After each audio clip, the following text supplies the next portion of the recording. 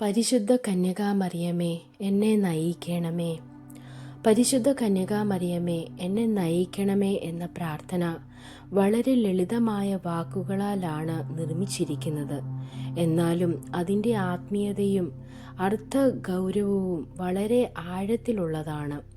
വിശ്വാസിയുടെ ജീവിതത്തെ ദിവ്യ സംരക്ഷണത്തിലേക്കും ആത്മീയ വളർച്ചയിലേക്കും നയിക്കുന്ന ഒരു അപേക്ഷയായാണ് ഇത് കാണേണ്ടത്. മനുഷ്യ ജീവിതത്തിൽ പലപ്പോഴും വ്യക്തതയില്ലാത്ത വഴികളും ഭയം നിറഞ്ഞ അവസ്ഥകളും മനസ്സിനെ വേദനിപ്പിക്കുന്ന അനുഭവങ്ങളും ഉണ്ടാകാറുണ്ട്. ഈ സാഹചര്യങ്ങളിൽ മറിയത്തിൻ്റെ മാതൃസ്നേഹപരമായ ഇടപെടലിനെയാണ് ഈ പ്രാർത്ഥന അഭ്യർത്ഥിക്കുന്നത്. എൻ്റെ വഴികളിൽ വെളിച്ചമാകണമേ എന്ന ഭാഗം മനുഷ്യൻ നേരിടുന്ന ആശയക്കുഴപ്പങ്ങളും അശാന്തിയും മറികടക്കാൻ ആത്മീയ മാർഗദർശനം തേടുന്നതാണ്.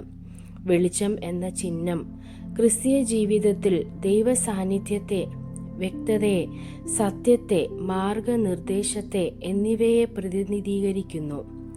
മറിയം യേശുവിലേക്ക് നയിക്കുന്ന മാതാവാണ്. അതുകൊണ്ട് അവളെ വെളിച്ചമാകാൻ അഭ്യർത്ഥിക്കുന്നത് ജീവിതത്തിലെ തെറ്റായ വഴികളിൽ പെടാതെ സത്യത്തിൻ്റെ വഴി തിരഞ്ഞെടുക്കാൻ സഹായിക്കണമെന്നുള്ള ഹൃദയവാഞ്ഛയാണ്.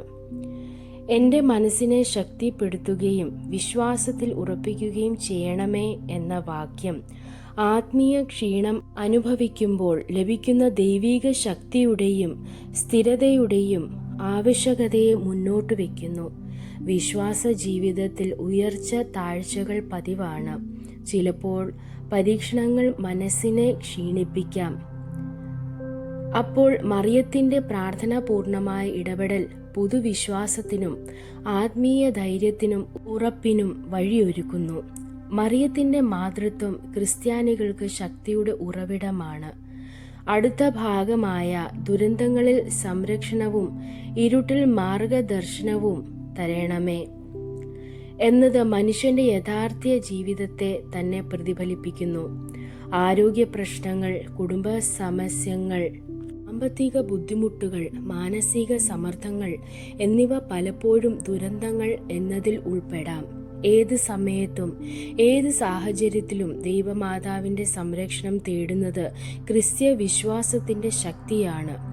ഇരുട്ട് എന്ന പദം മാനസിക അജ്ഞത, ദുഃഖം, ഭയം, സംശയം എന്നിവയ്ക്കുള്ള പ്രതീകമാണ്. അത്തരത്തിലുള്ള ഇരുട്ടിനെ മറികടക്കാൻ മറിയം യേശുവിലേക്ക് നയിക്കുന്ന വിശ്വസ്തമായ പ്രകാശവതിയാണ്. അവസാന വാക്കായ ആമീൻ എന്നത് പ്രാർത്ഥനയുടെ സമർപ്പണവും ആവശ്യങ്ങളുടെ സത്യസന്ധതയും പ്രതിഫലിപ്പിക്കുന്നു. ഇത് ഒരു അവസാന വാക്ക് മാത്രമല്ല, ദൈവത്തിന് മുമ്പിലുള്ള വിശ്വാസിയുടെ പൂർണ്ണ സമർപ്പണത്തിൻ്റെ മുദ്രയുമാണ്. ഈ പ്രാർത്ഥന ഒരു ക്രിസ്ത്യാനിയുടെ ജീവിതത്തിൽ ആശ്വാസവും ആശ്രയവും ദിവ്യ സഹായത്തിലേക്കുള്ള ആത്മീയ തുറക്കലുമാണ്. മറിയത്തിൻ്റെ മാതൃദയവും ദൈവിക പരിപാലനവും അഭ്യർത്ഥിക്കുന്ന മനസ്സിന് സമാധാനത്തിലേക്ക്, ശക്തിയിലേക്കും നയിക്കുന്ന ഒരു പ്രാർത്ഥനയാണിത്. ദൈവം നിങ്ങളെ അനുഗ്രഹിക്കട്ടെ.